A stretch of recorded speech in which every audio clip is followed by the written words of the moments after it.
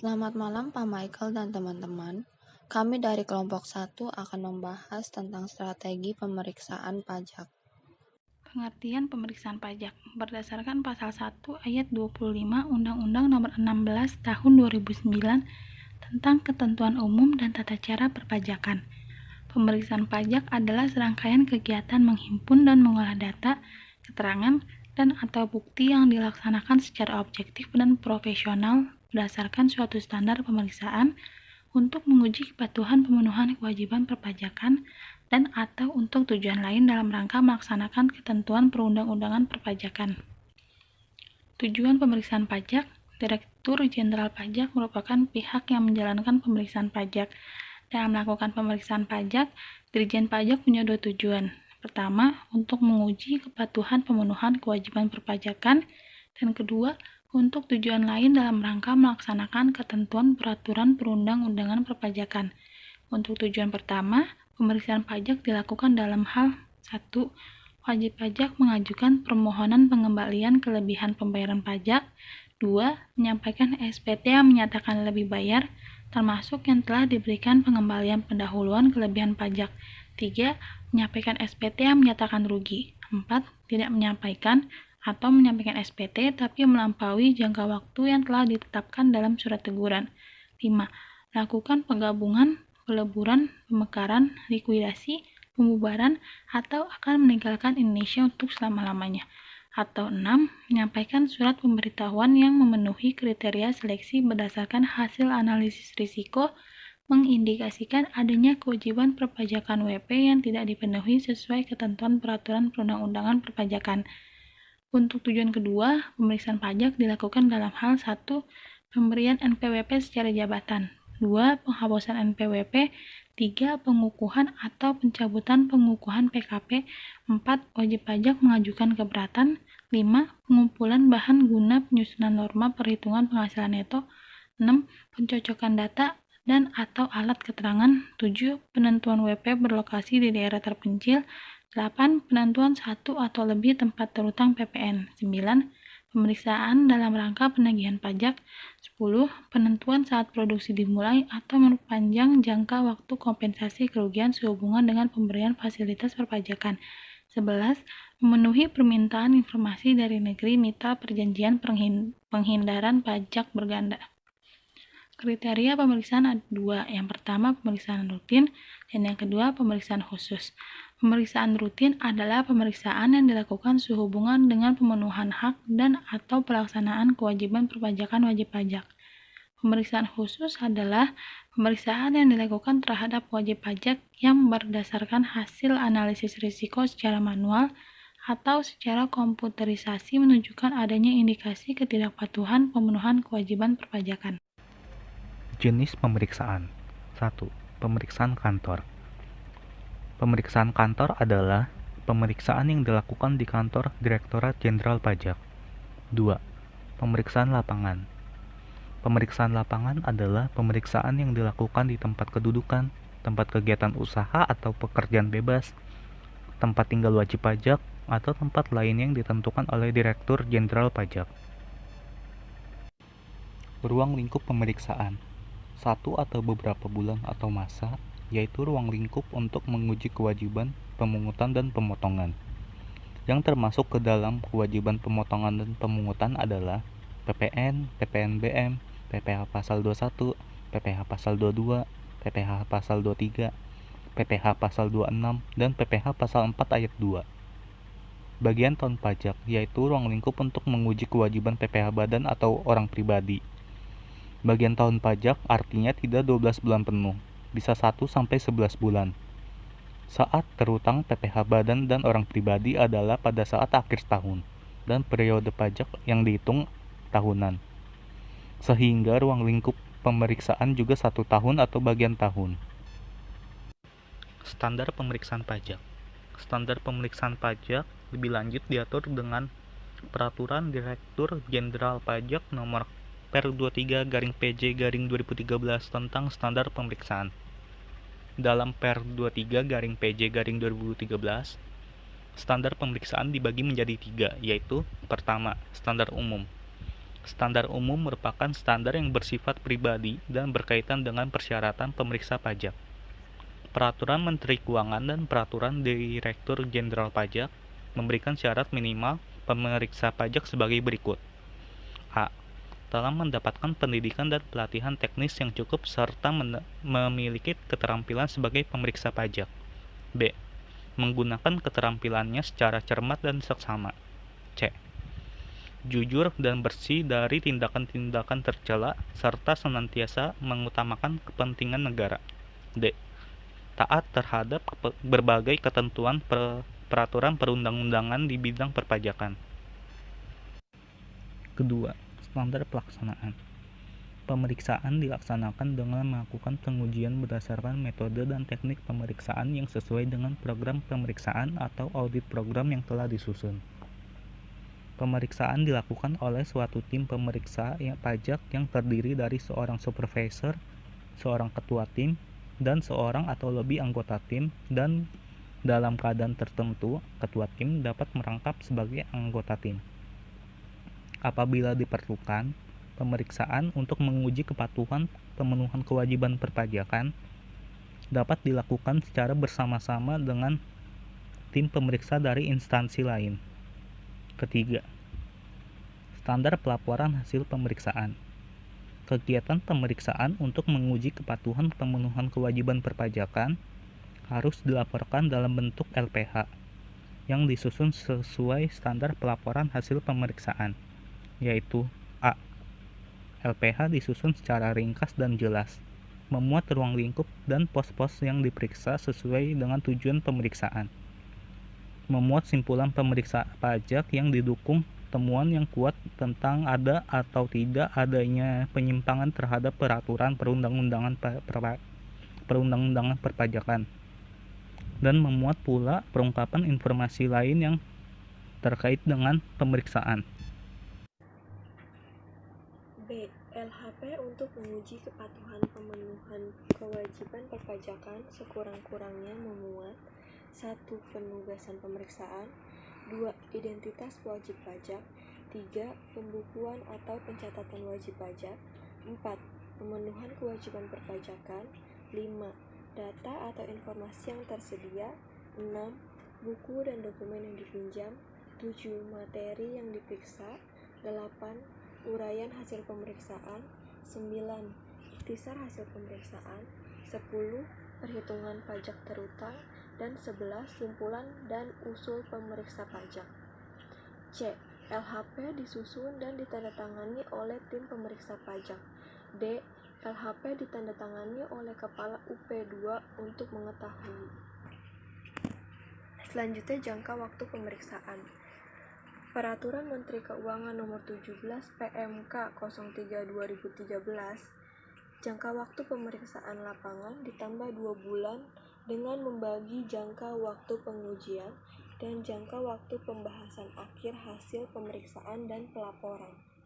Dalam Peraturan Menteri Keuangan Nomor 82 PMK 03/2011 dikatakan bahwa setelah 8 bulan pemeriksaan belum selesai, maka dalam jangka waktu 7 hari harus diterbitkan SPHP. Selanjutnya pemeriksaan ulang pajak. Berikut kutipan pasal 15, Direktur Jenderal Pajak dapat menerbitkan surat ketetapan pajak kurang bayar tambahan dalam jangka waktu 5 tahun setelah saat terutangnya pajak atau berakhirnya masa pajak, bagian tahun pajak, atau tahun pajak apabila ditemukan data baru yang mengakibatkan penambahan jumlah pajak yang terutang setelah dilakukan tindakan pemeriksaan dalam rangka penerbitan surat ketetapan pajak kurang bayar tambahan. Selanjutnya, strategi umum dalam menghadapi pemeriksaan pajak. Berikut ini beberapa tips menghadapi pemeriksaan pajak. A. Bila terjadi kelebihan pajak, agar diajukan klaim atau restitusi pajak, dan jangan merasa takut dengan pemeriksaan pajak. B. Pemeriksaan pajak tidak hanya didasarkan pada SPT lebih bayar. C. Lakukan pembukuan dengan baik, benar, dan jujur. D. Membuat rekonsiliasi komersial fiskal sesuai aturan. E. Gunakan konsultan pajak sebagai mitra diskusi seputar perpajakan dan pada saat diperiksa. F. Menghindari penyelesaian di bawah tangan dengan aparat pemeriksa pajak. G. Melakukan penelitian kembali atas pemenuhan kewajiban perpajakan yang selama ini telah dilaksanakan. Menyiapkan sikap mental dan berpikir positif bahwa pemeriksa pajak bisa berbuat salah dalam mengerjakan tugas. H. Selalu taat pajak dalam memenuhi hak dan kewajiban perpajakan dengan cara menghindari penggelapan atau penghindaran pajak secara I. Menyimpan semua dokumen perusahaan minimal hingga masa kadaluarsa pajak. J.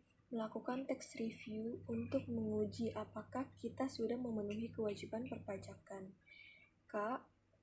Menguasai peraturan pajak dengan baik dengan cara mengupdate aturan pajak dan aturan pemeriksaan pajak, terutama untuk digunakan dalam berargumentasi dan berkomunikasi dengan aparat pajak dalam rangka melaksanakan pembahasan akhir hasil pemeriksaan untuk mempertahankan besarnya pajak yang sudah kita bayar agar tidak harus membayar tambahan beban pajak lagi. Oke, di slide selanjutnya ada elemen penting pemeriksaan pajak akhir tahun. Ada dua, yang pertama ada tax planning dan yang kedua ada tax review. Jadi tax planning atau perencanaan pajak adalah strategi menghadapi akhir tahun pajak agar si perusahaan dapat lebih meminimalisir pembayaran pajaknya, menghemat pajak penghasilan akhir tahun, dan menghindari resiko melanggar ketentuan perpajakan. Yang kedua ada tax review. Jadi elemen penting selain dari tax planning adalah tax review yang memiliki manfaat agar si perusahaan tersebut dapat melakukan evaluasi dan analisis terkait pajak badannya, juga bertujuan agar si laporan atas kewajiban perpajakannya sesuai dan sudah benar datanya. Selanjutnya ada perencanaan pajak akhir tahun. Yang pertama ada implementasi plan of action. Jadi implementasi plan of action ini dapat dilakukan dengan beberapa cara. Yang pertama ada melakukan accounting review terhadap pembukuan yang berjalan. Yang kedua, memastikan validasi atau keabsahan dokumen-dokumen pendukung laporan pajak. Yang ketiga, menyiapkan dokumen-dokumen pendukung. Yang keempat, melakukan analisis ekualisasi atas PPN antara SPT PPh Badan dan SPT masa PPN. Yang kelima ada melakukan analisis ekualisasi atas withholding tax antara SPT PPh Badan dan SPT masa PPh pasal 21, 23, 26, dan pasal 4 ayat 2. Yang keenam, melakukan penyesuaian fiskal, dilakukan koreksi positif ataupun negatif, dan laporan atas laporan keuangan komersial. Selanjutnya, bila ada, menyiapkan daftar nominatif atas biaya entertainment dan biaya promosi. Ini apabila ada. Oke, selanjutnya menyiapkan dokumen-dokumen pendukung atas transaksi hubungan istimewa dan menyiapkan perhitungan keuntungan atau kerugian selisih kurs. Dan yang terakhir, menyiapkan dokumen Certificate of Domicile atau COD dari wajib pajak luar negeri terkait dengan pemajakan terhadap transaksi luar negeri dan pembayaran pajak dengan menggunakan tarif tax treaty. Yang kedua ada lakukan tax diagnosis review dari PPh Badan atau wajib pajak orang pribadi terutang akhir tahun. Buat taksasi PPh Badan atau PPh wajib pajak orang pribadi terutang untuk tahun fiskal yang berjalan dengan memperhitungkan kredit pajak dari PPh pasal 21. Ini khususnya untuk wajib pajak orang pribadi, PPh pasal 22, 23, 24, 25, dan PPh TB. Yang ketiga ada strategi menghindari kelebihan beban pajak bila si perusahaan ini mengalami laba fiskal. Dapat dilakukan dengan dua cara. Yang pertama, meningkatkan atau mempercepat pengakuan biaya dalam tahun berjalan, dan yang kedua, menunda pengakuan penghasilan ke tahun berikutnya. Selain strategi menghindari kelebihan beban pajak bila perusahaan mengalami laba fiskal, juga ada strategi menghindari kelebihan beban pajak bila perusahaan mengalami rugi fiskal. Dapat dilakukan dengan dua cara juga. Yang pertama, melakukan tindakan kebalikan dari strategi bila perusahaan mengalami laba fiskal secara selektif. Yang ada prinsipnya adalah menunda pengakuan biaya ke tahun berikutnya. dan meningkatkan atau mempercepat pengakuan penghasilan tahun berjalan sepanjang dilakukan dalam koridor peraturan perpajakan. Yang kedua, pengajuan pemohonan pengurangan angsuran PPh pasal 25 dimungkinkan lebih dini apabila sesudah 3 bulan atau lebih berjalannya suatu tahun pajak, si wajib pajak dapat menunjukkan bahwa pajak penghasilan yang akan terutang untuk tahun pajak tersebut kurang dari 75% dari pajak penghasilan yang terutang yang menjadi dasar perhitungan besaran pajak penghasilan pasal 25. Dan yang terakhir ada menunda pengakuan penjualan ke tahun berikutnya. Tax review untuk menangani masalah kepatuhan. Pertama, review waktu penerbitan faktur pajak. A. Penerbitan faktur pajak berdasarkan ketentuan perpajakan yang berlaku. B. Pembayaran tidak lebih dari tanggal terakhir bulan berikutnya. C. SPT masa PPN harus dimasukkan pada tanggal terakhir bulan berikutnya. Yang kedua, periksa apakah PPN masukan atas pembelian berhubungan dengan kegiatan usaha atau bisnis perusahaan dan telah dikreditkan dengan PPN keluaran. Ketiga, review penyiapan SPT masa PPN. Keempat, memastikan memiliki sistem filing atau penyimpanan dokumen PPN yang baik.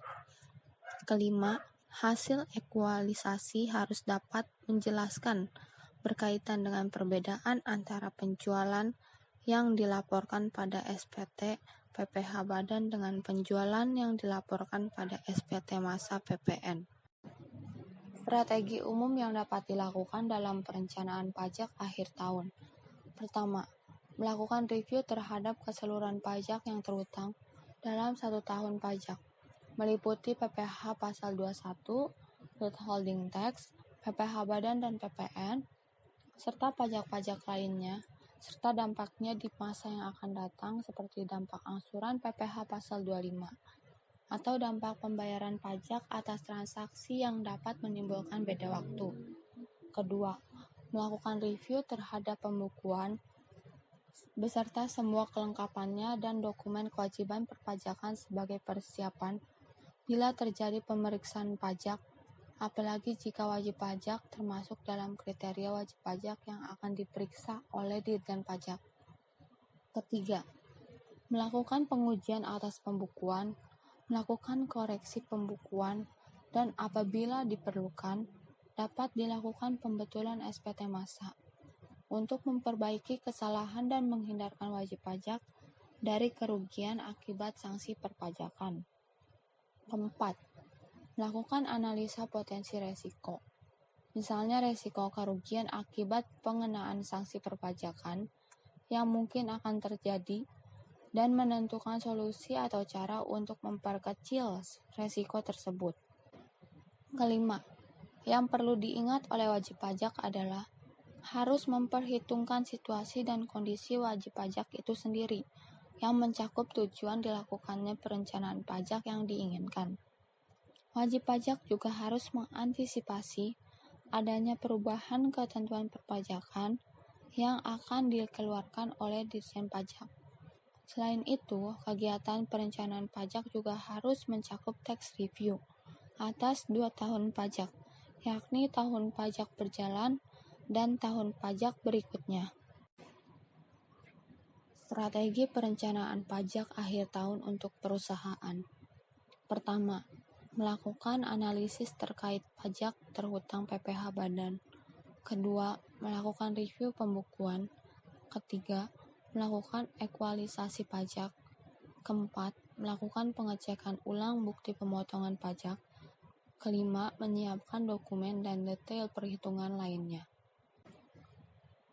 Sekian presentasi dari kelompok 1. Kami mohon maaf apabila ada kekurangan dalam presentasi ini, dan apabila ada pertanyaan, mohon disampaikan. Terima kasih. Selamat malam.